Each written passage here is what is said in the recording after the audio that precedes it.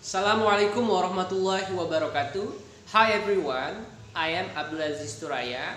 I'm from 6A. Here in this special occasion, I would like to tell about one of the great things or huge things in the social linguistic terms that we call as a PIDGIN and CREOLE. In this opportunity, I would like to break down this material to be some part. The first things I would like to tell about the definition, both of them, and I would like to tell about the characteristic, and at the end I would like to try to compare this material so we could get in conclusion at the end of this presentation or video. So without further ado, let's get started. First of all, I would like to break down PIDGIN materials. Here we would like to know first what is the meaning of PIDGIN itself. PIDGIN is a language that we use to connect others people from large diversity.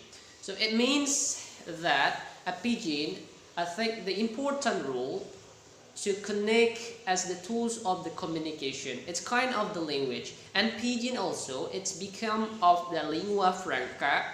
For the example, English is one of the language that we can call as a PIDGIN, because English in this world is the first language, and English also has a high domination. There are so many countries in this world use English, and they take it as their communication tools.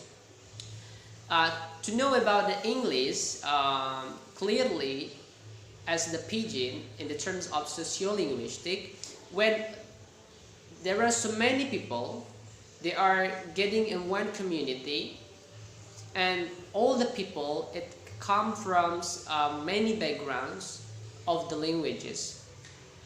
First, there are people from French, people from Portuguese, from Spain, Chinese even. They come together and they don't know how to connect each other. So they could use PIDGIN as the tool or a bridge to connect their ideas, and they could get a meaning what is they could also take their goals, and they can use a PIDGIN as the tools. And PIDGIN here, it doesn't has native speaker, so all the people here use the PIDGIN when they in some cases. It means that it's not all people from all over the world use PIDGIN in their daily. So PIDGIN, it could be used sometimes in the terms of economic. For the example, at the past time, long time ago, there are so many traders come from the Western or Eastern. They go abroad, come to other nations, and they try to open the trading. And at the time, in the terms of economic, they don't have the language to know or to deliver their ideas, so they use PIDGIN. PIDGINs come here, they take an important role to connect the meaning of the words. Terminologically, PIDGIN here is the language that used to be a bridge to connect the meaning from the lexical or lexeme. And for other sectors in this life, a PIDGIN also take the importance, but mostly a PIDGIN used just to connect a people to get to know each other. And PIDGINs here, because we don't have a kind of the native speaker, we just use PIDGIN when we in some terms. It means that not all the things. So we could say that a PIDGIN could be something like a lingua franca. For example, English is our lingua franca in this world. So many people from all the countries in international relationship, when they do a diplomatic, for example, in the regional, in Southeast Asia, we do believe that to get to know each other, our diplomatics of diploma come together and use PIDGIN. Here the PIDGIN is English to connect our languages, because it is impossible when we use bahasa in the national terms, or it is impossible when they use Burma languages and Vietnam language and Malay language, it will be something like distraction in the many terms. So they could use a pidgin here as the connection tools to get to know each other. So with the pidgin, we can take many beneficial things. For the example, all the people in the economic terms, they could deal with the price, they could make a bargaining because they know each other about the meaning. So because a pidgin is really important, and a pidgin sometimes become a part of life, because a pidgin always emerge in our lives without we realize. And the important things too that I would like to talk in this special occasion, it is about the CREOLE. But before we begin to move on the CREOLE terms, I would like to make a kind of characteristic of pidgin. First, pidgin is when it be important things, it could be a lingua franca, and if the pidgin is not important, it will be disappear or lost from this world. And the pidgin also does not has the native speaker, so the speaker in pidgin is come from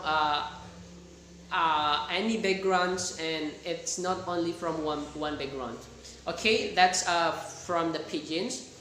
And next we jump to CREOLE. We know that CREOLE is a part of pidgin.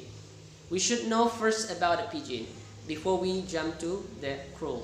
CREOLE here, it seems CREOLE is the pidgins that become mother tongues or become a part of languages. For the example, it's become an official language. I would like to give the example. Top Pisin, it's kind of the language that used as the official language from Papua New Guinea, the neighbor country from Indonesia. Top Pisin at the first time, it's become the languages or pidgin language to connect the people at the time to get to know each other, because there are so many people come to the Papua New Guinea and they don't have the lingua franca. They use Top Pisin at the time. And this is the important things. When the pidgin could be what we call that, it could be a mother tongue, and it used for every days and every single activity, we call as a CREOLE. And CREOLE here, we can put it's different from pidgin, because pidgin just we use in some cases and some situations, but a CREOLE here we use in everyday lives. So for example, Top Pisin, they use for every single activities that they made in every day. So overall, all the people in Papua New Guinea use CREOLE. But because CREOLE hold the important things, and it becomes the part of their life, they can use a CREOLE as their language. So basically, we could understand that pidgin and CREOLE are same in the same cases, and in some cases, I mean. But one thing that makes it different, pidgin doesn't have the native speaker, but CREOLE, it has native speaker. It means that the CREOLE has so many native speakers, and all the people use a CREOLE become of their language, become of their mother tongue. So I would like to give the simple example. One people from England come to Indonesia and meet a woman in Indonesia, and they are commitment to get married, and finally they have a son or children, and at that time at their house they use a pidgin, because one from England and one from Indonesia, to get to know each other and to get the communication each other. They use a pidgin. Perhaps they use English as the pidgin or other language or Indonesia. But because there is something like a mixing of the language, and that children adapt, and they were adult and become when they are grow up, they use a CREOLE. Why they could use a CREOLE? Because a CREOLE, it's become the mother tongue.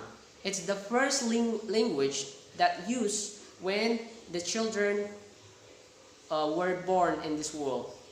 So the last, in conclusion, to make it short, we know that Pidgin is the language that we use as the lingua franca, and it to connect, or the tools for us to connect with others people. And also CREOLE is mother tongue, and it became a part of the official language because the native speaker of the CREOLE it exists, but in temporary or behind that, the native speaker from the Pidgin we don't have. So I think that's all from me. I hope that it could be something like benefit for all of you who watch this video. Thank you so much for your time. The last I say, wassalamualaikum warahmatullahi wabarakatuh.